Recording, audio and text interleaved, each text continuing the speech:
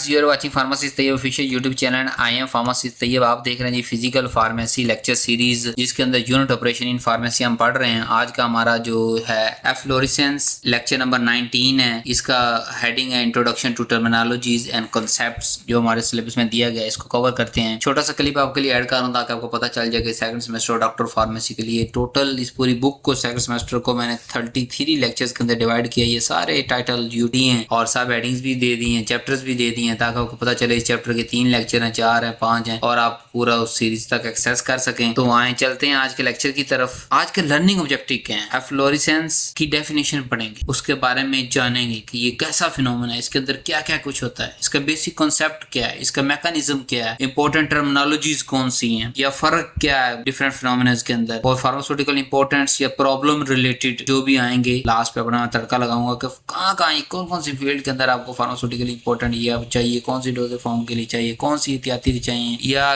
क्या पैकेजिंग के अंदर कौन सी जो है इम्प्रूवमेंट आपको चाहिए। इस टॉपिक के लास्ट में हम ये देखेंगे। तो उम्मीद है अभी तक आपने चैनल सब्सक्राइब कर लिया होगा, वीडियो को लाइक कर दिया होगा और व्हाट्सएप ग्रुप के अंदर जरूर शेयर करना है। न्यू लेक्चर है, इसको शेयर। जो पिछले सेमेस्टर के लेक्चर्स हैं या आगे वाले हैं वो सीनियर के साथ शेयर कर दें, पिछले वाले हैं जूनियर के साथ शेयर कर दें। ज्यादा से ज्यादा बढ़ाएं ताकि ये कम्युनिटी ज्यादा से ज्यादा पढ़ सके और हम मिल के ग्रो कर सके। जब हम मिल के ग्रो करेंगे तब ही हम एक पूरी ऐसी कम्युनिटी बना सकेंगे जो कि मुख्तलिफ टॉपिक्स पे डिबेट करेगी और हमारा डिपार्टमेंट मजीद से अच्छा तार होता चला जाए। यूनिट ऑपरेशन चैप्टर जैसे हमारे पास है, आपको पता है कि ये फंडामेंटल फिजिकल प्रोसेसेस हैं जो कि फार्मास्यूटिकल मैन्युफैक्चरिंग के अंदर इस्तेमाल होते हैं। कोई केमिकल चेंज नहीं आता इनके अंदर, सिर्फ फिजिकल ट्रांसफॉर्मेशन होती है कि लिक्विड जो है वो सॉलिड में चेंज हो रहा है, 2 लिक्विड अलग हो रहे हैं, ठीक है। इस तरह की फिजिकल चेंज आती है। इसमें क्रिस्टलाइजेशन है, एवापोरेशन है, डिस्टिलेशन है, ड्राइंग है। क्रिस्टलाइजेशन हमने पढ़ लिया है, एवापोरेशन भी हम पढ़ चुके हैं, डिस्टिलेशन भी पढ़ चुके हैं, ड्राइंग आगे पढ़ लेंगे हम।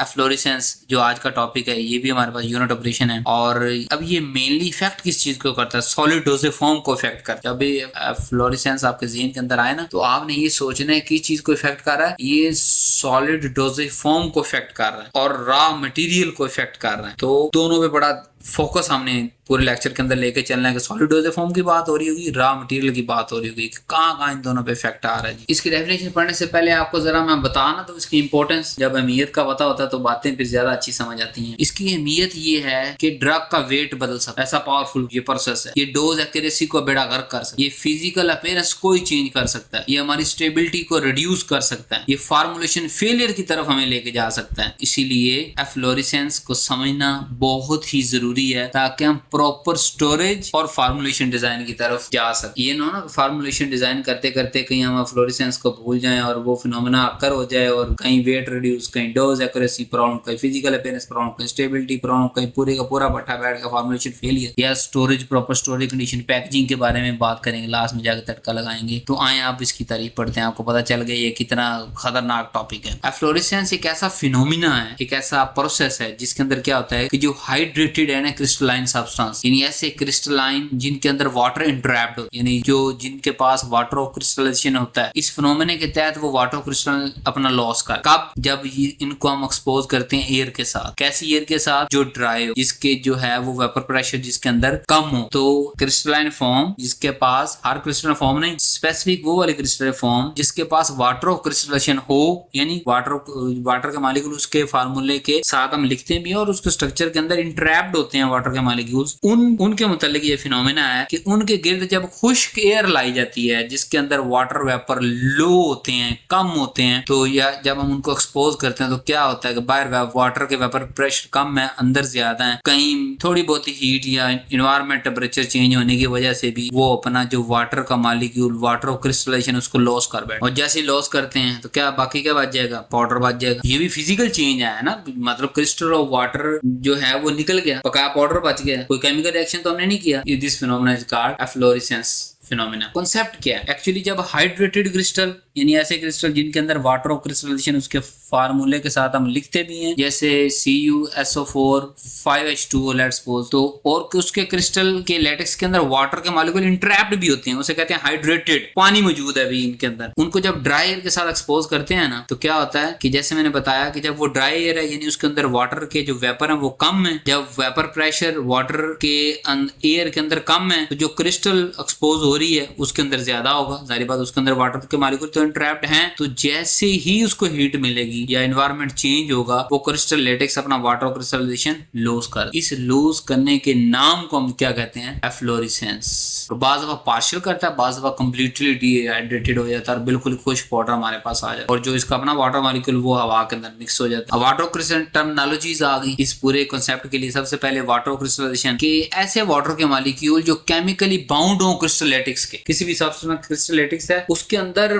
फंसे हुए हैं वाटर के मॉलिक्यूल्स, और जब फार्मूला लिखते हैं तो साथ में लिखते हैं कि जी 8H2O 5H2O 3H2O 2H2O 10H2O, वो जो केमिकली बाउंडेड वाटर मॉलिक्यूल्स है ना उनको हम कहते हैं वाटर ऑफ क्रिस्टलाइजेशन, और उनके लॉस जब वो निकल जाए क्रिस्टल से, इसी प्रोसेस को हम एफ्लोरेसेंस कहते हैं। मिसाल कॉमन हमारे पास एग्जांपल्स हैं, sodium carbonate decahydrate, sodium sulphate decahydrate, ferrous sulphate, magnesium sulphate, copper sulphate, इन सब को स्टोर बड़ा केयरफुली किया जाता है। किस चीज से बचाया जाएगा, ड्राई एयर से, कि अगर वो गोली वो कैप्सूल वो उसके जो फार्मूले के अंदर जो एपीआई है उसके अंदर अगर वाटर ऑफ क्रिस्टलाइजेशन मौजूद है तो उसको हम ड्राई एयर के साथ लंबे अरसे तक एक्सपोज नहीं होने देंगे, ऐसी पैकेजिंग ऐसी स्टोरेज कंडीशन लेके आएंगे तो उसके गिर्द ड्राई एयर नहीं होगी। इसीलिए तो फैक्ट्री के अंदर हम सिर्फ टेम्परेचर मेंटेन नहीं कर रहे होते बल्कि इंडस्ट्री के हर रूम के अंदर हम ह्यूमिडिटी भी मेंटेन कर रहे होते हैं, एक स्पेसिफिक ह्यूमिडिटी हम कंट्रोल कर रहे होते हैं। आप देखेंगे कोई भी जो टेम्परेचर मीटर लगा होता है ना किसी फार्मेसी के अंदर या मेडिकल स्टोर पे या फैक्ट्री के अंदर, तो उसके नीचे एक ह्यूमिडिटी की वैल्यू भी आ रही होती है, जो कि इन सब जगहों पे कंट्रोल होना जरूरी है। क्यों, इतने सारे कंपाउंड्स के अंदर कौन से वाला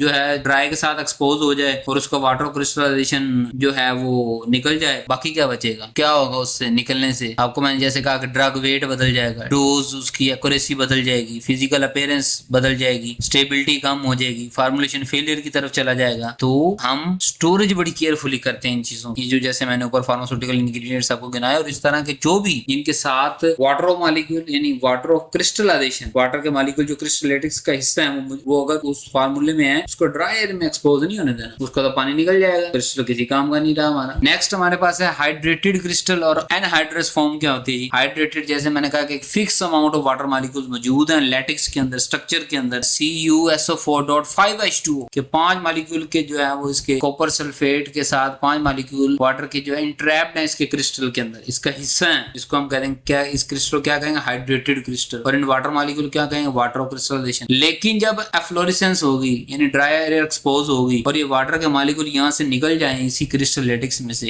इसको कहेंगे एनहाइड्रस सब्सटेंस या एनहाइड्रस फॉर्म, यानी जिसमें पानी मौजूद था और निकल गया। तो आज के बाद आपको दोनों टर्म में याद रहनी चाहिए कि हाइड्रेटेड और एनहाइड्रस में क्या फर्क है, कि हाइड्रेटेड क्रिस्टल का मतलब कि जिसके अंदर वाटर ऑफ क्रिस्टलाइजेशन मौजूद है, एनहाइड्रस का मतलब जिसके अंदर वाटर का मॉलिक्यूल मौजूद नहीं, और कौन सा वाटर का मॉलिक्यूल जो कि उस क्रिस्टल का हिस्सा हो यानी वाटर ऑफ क्रिस्टलाइजेशन उसके अंदर मौजूद नहीं, उसको कहेंगे एनहाइड्रस, और ये हमारे किसी काम की नहीं होती मोस्ट ऑफ केसेस के अंदर। नेक्स्ट टर्म है वेपर प्रेशर। क्या आपको पता है कि जो प्रेशर मतलब वाटर का अगर बात करें तो वाटर के वेपर जो प्रेशर लगा रहे हैं या XYZ कोई भी हमारे पास मॉलिक्यूल है उसके जो वेपर्स प्रेशर लगा रहे हैं ना उसको हम कहेंगे वेपर प्रेशर। और एफ्लोरेसेंस कब अक्कर होती है, जब बाहर ड्राई एयर होगी यानी मतलब कम वेपर प्रेशर होगा वाटर का एयर के अंदर, तो जो लेटेक्स वाला के अंदर वाटर के मॉलिक्यूल उनका वेपर प्रेशर ज्यादा होगा वो वहां से निकल जाएगा, निकलने के नाम को एफ्लोरेसेंस कहते हैं। अब एक और टर्म है हाइग्रोस्कोपिक और एफ्लोरेसेंस, इसको मिक्स नहीं करना, यहाँ अब टर्मिनोलॉजी पार्ट है इसके अंदर आपको पढ़ाते हैं, बड़ा मजेदार है। हाइग्रोस्कोपिक और एफ्लोरेसेंस के अंदर फर्क आपने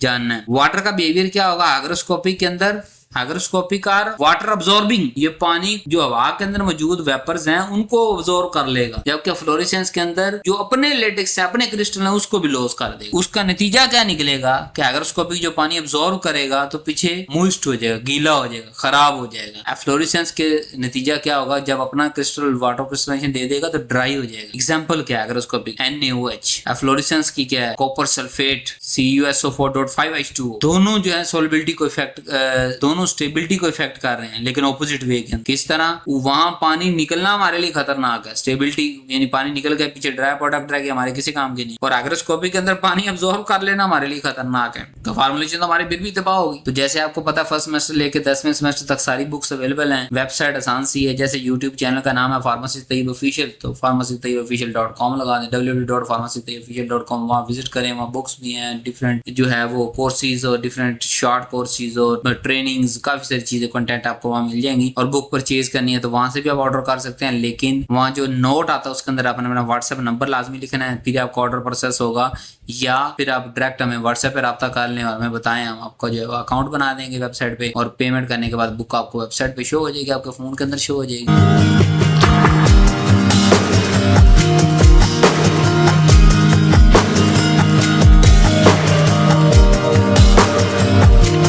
एफ्लोरेसेंस, इसका मैकेनिज्म क्या होता है? पहला, expose of hydrated crystal to air, कि हाइड्रेटेड क्रिस्टल को एयर के साथ जब एक्सपोज करेंगे, ड्राई एयर के साथ, बाहर वेपर प्रेशर कम, अंदर वेपर प्रेशर ज्यादा, वाटर क्रिस्टलेशन लॉस हो जाए। लेकिन कब? जब उन वाटर मॉलिक्यूल को कोई एनफ एनर्जी मिलेगी वहां से निकलने के लिए, तो वो एस्केप कर जाएंगे और वाटर क्रिस्टलेशन लॉस हो जाएगा। और जो लो हाइड्रेटेड, बाद दफा चंद मॉलिक्यूल निकलेंगे, उसके बाद दफा सारे के सारे निकल जाएंगे, फिर एनहाइड्रेट्स फॉर्म हो जाएगी। तो ये प्रोसेस तब तक जारी रहता है जब तक इक्विलिब्रियम मेंटेन नहीं होता, मतलब बाहर की ह्यूमिडिटी अंदर की ह्यूमिडिटी से जब तक मैच नहीं करेगी तब तक पानी निकलता रहेगा अंदर से। पार्शियली भी निकल सकता है, सारे का सारा भी निकल सकता है, ज्यादा ड्राई एयर है। ये इसका मैकेनिज्म है। फैक्टर टेम्परेचर इसको इफेक्ट करता है, humidity, surface area, nature of crystal, strength of water binding effect करते हैं। कैसे कैसे? जैसे हम पढ़ते हैं अभी, ह्यूमिडिटी कैसे इफेक्ट करती है, जितनी कम ह्यूमिडिटी होगी उतना ज्यादा फ्लोरेसेंस होगा। इक्विलिब्रियम मेंटेन करना है ना, वो तो पानी फेंकी आएगा के अंदर बाहर जो है वाटर वेपर प्रेशर बराबर हो, वो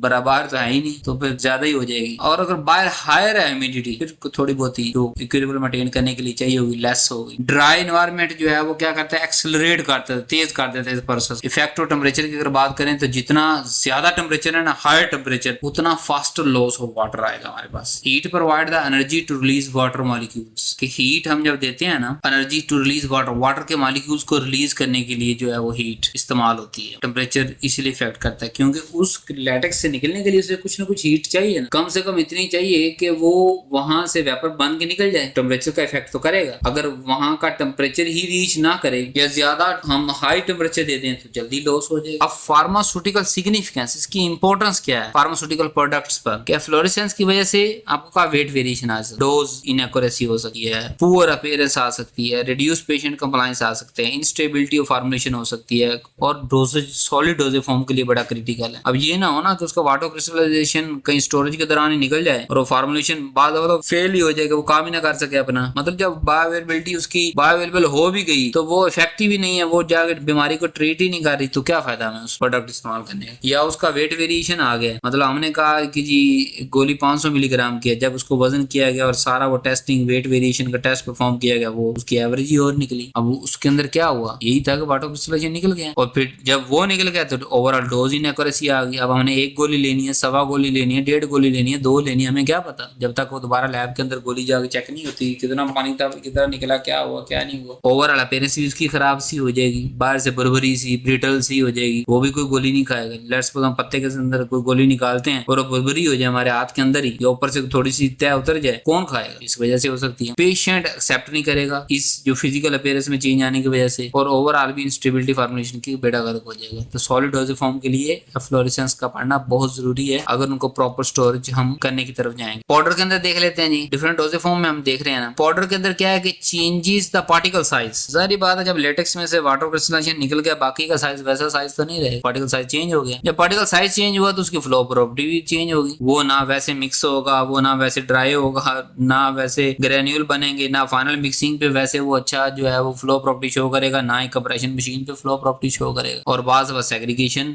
जो है वो मिक्सचर हो जाएगा। तो पुअर मिक्सिंग इसकी वजह बन सकती है फ्लोरेसेंस। यानी पहले स्टेप जैसे हमारे पास पहला स्टेप मिक्सिंग का है ना, तो वहां पे पुअर मिक्सिंग हो जाएगी, मिक्स प्रॉपर्ली मिक्स ही नहीं हो। क्यों? क्योंकि वो हमारा जो XYZ API था वो उसके पास थे वाटर क्रिस्टलाइजेशन, वो उसने वेयर हाउस के अंदर ही लॉस कर दी क्योंकि वहां की ह्यूमिडिटी मेंटेन नहीं थी, वहां उसको ड्राई एयर के साथ एक्सपोज किया गया था, वहां डब्बे को जिस तरह प्रॉपर्ली पैक करके रखना था नहीं रखा गया। देख रहे हैं आपके अगर रॉ फॉर्म के साथ भी सही तरह बर्ताव नहीं करोगे तो फाइनल प्रोडक्ट फेल हो जाएगा। इसलिए आप कह रहा हूँ फैक्ट्री हो, इंडस्ट्री हो, मेडिकल स्टोर हो, आपको हर जगह ह्यूमिडिटी और टेम्परेचर दोनों को मेंटेन करके रख, ठीक है। सो पुअर मिक्सिंग करेगा, जब मिक्सिंग पुअर होगी और सही तरह से मिक्स नहीं होगा तो एंड पे जो कंटेंट यूनिफॉर्मिटी हमने करवानी है कि एक टैबलेट के अंदर लेट्स सपोज कितनी पैरासीटामोल गई है, वो भी चेंज आ जाएगी। मिक्स ही नहीं हुआ ना प्रॉपर, तो एंड पे बनने वाली गोली कहां से सही तरह से बनेगी, तो फेल हो जाएगा कंटेंट यूनिफॉर्मिटी के अंदर। और अगर टैबलेट की बात करें तो टैबलेट के अंदर जो लॉस ऑफ वाटर बाउंड है, वाटर बाउंड जो है वो वाटर क्रिस्टलाइजेशन लॉस हो जाएगा, क्रैकिंग आ जाएगी, फ्राइबिलिटी चेंजेस, फ्राइबिलिटी टेस्ट के सारे वैल्यू चेंज हो जाएंगे, हार्डनेस उसकी चेंज हो जाएगी, जिसकी वजह से हम टैबलेट को फेल कर देंगे। अगर ये सारे टेस्ट फेल हो जाएंगे, पूरे का पूरे बैच ही बेड़ा गर्क हो गया। क्या काम कि सिर्फ एक फ्लोरेसेंस को कंट्रोल नहीं कर सके, क्या काम कि हमें पहले से पता होना चाहिए था कि ये वाटर क्रिस्टलाइजेशन वाला कंपाउंड है, हमारे पास मॉलिक्यूल मौजूद है जिसके अंदर वाटर के मॉलिक्यूल मौजूद हैं, कंपाउंड है हमारे पास, तो उसको हमने ड्राई एयर के साथ एक्सपोज नहीं होने देना था। टाइट कंटेनर या पैकेजिंग, वो सारे आगे बढ़ते हैं हम, वो सारी की जो है ना प्रिकॉशन करनी थी। नेक्स्ट ड्रग स्टेबिलिटी की तरफ चलते हैं। तो इसकी वजह से एफ्लोरेसेंस की वजह से ड्रग सोलबिलिटी बदल जाएगी, क्योंकि अब वो वाटर क्रिस्टलाइजेशन मौजूद तो नहीं है, ना ही उसका वो पार्टिकल साइज है, ना ही उसका उतना वेट है, तो ड्रग सोलबिलिटी बदलेगी। तो आपको पता है जैसे ड्रग सोलबिलिटी बदलेगी डिसोल्यूशन रेट बदलेगा, डिसोल्यूशन रेट बदलेगा, बायोअवेलेबिलिटी कोई नहीं होनी है या घट होनी है। जब थेराप्यूटिक इंडेक्स के अंदर अचीव नहीं होगा तो बीमारी का इलाज होगा नहीं होगा। और सम टाइम तो उसकी पॉलीमॉर्फिक फॉर्म ही चेंज होती है। पॉलीमॉर्फ मतलब पॉलीमिना मैनी मॉर्फ में शक्लें, यानी क्रिस्टल की मैंने आपको पढ़ाया ना कि एक से ज्यादा शक्लें होती हैं। बाज़ दफा वो जैसे x1 x2 x3 तीन शक्लें हैं, तो वो x1 से वाटर लॉस करके x2 में चेंज हो गया, जबकि हमें तो x1 चाहिए था। थेराप्यूटिकल इंपॉर्टेंट जो कंटेंट है वो तो x1 है, लेट्स सपोज। तो जब उसकी पॉलीमॉर्फ ही चेंज होगी, वो हमारे किस काम का? ड्रग की स्टेबिलिटी बेड़ा गर्क और बायोअवेलेबिलिटी भी। अगर वो चेंज पॉलीमॉर्फिक फॉर्म देंगे, तो हमने तो सारी स्टडी x1 के हिसाब से की हुई है कि चाहिए x1 के इतने रखेंगे तो इतनी सॉल्युबिलिटी आएगी, उस हिसाब से इतना डिसोल्यूशन रेट होना चाहिए, फिर जाके वो जब डिसॉल्व हो जाएगी, अब्सॉर्ब होगी, इतनी बायोअवेलेबिलिटी होनी चाहिए, तो वो आएगी क्या? नहीं आएगी। अब इसकी प्रिवेंशन और कंट्रोल क्यों जरूरी है? Method to prevent the efflorescence. Number 1, air tight container use करने हैं इसके लिए, ड्रायर इसके साथ एक्सपोज हो ही ना। Number 2, moisture control storage, overall जो है ना अपने एनवायरनमेंट का मॉइस्चर कंट्रोल रखना है। नंबर 3, पैकेजिंग सूटेबल करनी है। फिर अगर डोजेज फॉर्म बना भी लिए तो उसको कोड करना है। टैबलेट कोडिंग पढ़ी है आपने कितनी तरह की, फिल्म कोडिंग, शुगर कोडिंग, ये वो सारा आप पढ़ेंगे डोजेज फॉर्म के अंदर। तो सम टाइम हम सिर्फ कोडिंग इसलिए कर रहे होते हैं कि खुदा का वास्ता जो हमारा अंदर एपीआई है वो कोई फ्लोरेसेंस से इफेक्ट ना हो जाए। कोटिंग भी करनी पड़ जाती है हमें बाज़ दफा, और बाज़ दफा उसे ह्यूमिडिफाइड एनवायरनमेंट के अंदर रखना पड़ता है, स्टोर करना पड़ता है। Role of packaging, proper packaging prevent करेगा किस चीज के लिए कि वो प्रोडक्ट पैक होने के बाद ड्रायर के साथ एक्सपोज ना हो। जब नहीं होगी तो फ्लोरेसेंस होगा, नहीं होगी तो वाटर क्रिस्टलाइजेशन रिमूव नहीं होगी। एग्जांपल हमारे पास है सील्ड कंटेनर या ब्लिस्टर पैक, इसीलिए हम यूज करते हैं ताकि पैकेजिंग सील्ड जब कंटेनर के अंदर होगा तो ड्रायर कहाँ है उसके साथ कांटेक्ट में जाएगी। फिर ब्लिस्टर पैक जो हम इसलिए बनाते हैं कि ह्यूमिडिटी से बचा रहे। इसकी एडवांटेज और लिमिटेशन। एडवांटेज ये है कि जब आप कंट्रोल्ड एफ्लोरेसेंस करेंगे तो एनहाइड्रस फॉर्म हमें बाज़ दफा चाहिए होती है, तो वो इससे हम ऑब्टेन कर सकते हैं कंट्रोल्ड अपनी मर्जी से। और बाज़ दफा एनहाइड्रस फॉर्म हमें काम आ रही होती है, और कुछ थोड़ा सा अगर उसके अंदर एक्स्ट्रा मॉइस्चर है उसको रिमूव करके हम उसकी फ्लो प्रॉपर्टी भी इंक्रीज कर देते हैं। सो बहुत कम है फार्मेसी के लिए, लेकिन कहीं ना कहीं हमें किसी बैच के साथ छेड़खानी करनी पड़ जाती है। लेट्स सपोज उसकी मिक्सिंग में कोई मसला आ गया था, वाटर ज्यादा डाल दिया, मतलब वाटर क्रिस्टलाइजेशन को छोड़ दो, मिसाल दे वाटर मिक्सिंग के अंदर ज्यादा डाल, तो वो जनाबी वाली थोड़ा हार्ड बन गया ड्राई प्रॉपर से, या वो सही वाटर डाला मैंने और सही तरह से ड्राई नहीं किया, आगे जो है वो ग्रेन्यूल्स ही नहीं बन रहे, फाइनल मिक्सिंग सही तरह से नहीं हो रही, तो हम क्या करेंगे वहां से खुद भी फ्लोरेसेंस थोड़ी बहुत ही करवाते हैं बाज़ दफा कि थोड़ा मॉइस्चर कम हो सके और हमारे काम आ सके। लिमिटेशन क्या है? अनप्रेडिक्टेबल। अब उसका रिजल्ट क्या है ये तो जब मशीनरी के बगैर लैब के अंदर जाए वगैरह में नहीं पता चल सकता कि वाटर क्रिस्टल लॉस हुआ है या नहीं, लेकिन उसकी फिजिकल अपीयरेंस आ जाएगी। टैबलेट ऊपर से बर्बरी हो जाएगी, ऊपर से जो है वो जो है आप इस तरह कह सकते हैं कि बाद दफा कैपिंग होनी शुरू हो जाएगी, मतलब पूरी जो है वो एक साइड उतरनी शुरू हो जाएगी। इंस्टेबिलिटी को काज करेगा। डोज एक्यूरेसी नहीं रहेगी ना, फिर हमारे पास डोज एक्यूरेसी तो नहीं रही, मतलब हमने कहा 1 चम्मच लेना सुबह शाम, तो वो तो 1 चम्मच थेराप्यूटिक की इंडेक्स ही प्रोड्यूस नहीं तक रेंज तक पहुंच ही नहीं रही, थेराप्यूटिक इफेक्ट प्रोड्यूस ही नहीं करवा रही। इसलिए इसके लिए एक और लिमिटेशन है कि स्ट्रिक्ट स्टोरेज कंट्रोल हमें चाहिए। तो उम्मीद है आपको लेक्चर बड़ा पसंद आया होगा। सारी सीरीज आपके सामने है। Thank you very much, love you so much. आगे वाली वीडियो नीचे वाली वीडियोस के अंदर मुलाकात होती है। अल्लाह हाफ़िज़।